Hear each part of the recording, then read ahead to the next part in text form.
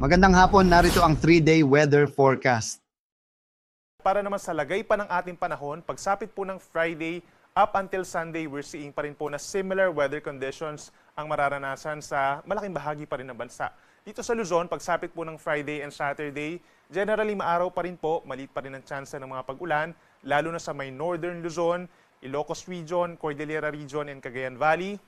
Habang pagsapit po ng Sunday, may papasok na moisture so mas tumataas ang bahagya yung tsansa ng mga pag-ulan dito sa Luzon, and that includes Metro Manila, medyo tataas po yung tsansa ng mga pag-ulan. Bagamat ito yung mga isolated lamang or panandalian at bahagyang pagbaba ng temperatura, posibleng maranasan po pagsapit ng linggo.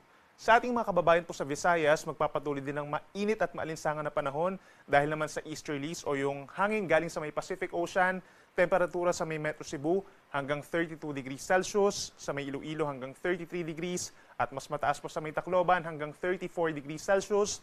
Hindi rin natin inaalis yung tsansa na magkakaroon ng mga saglit na pagulan at thunderstorms sa hapon.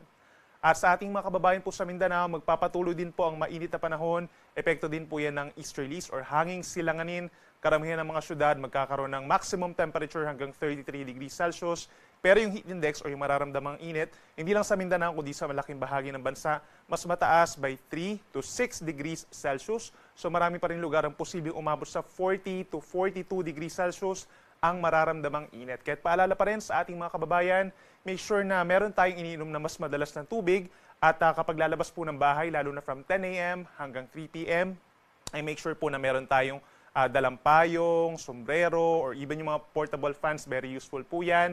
At pagsuot lamang ng komportable na damit para iwas pagkahilo, panghihina, at worst case scenario, yung heat stroke.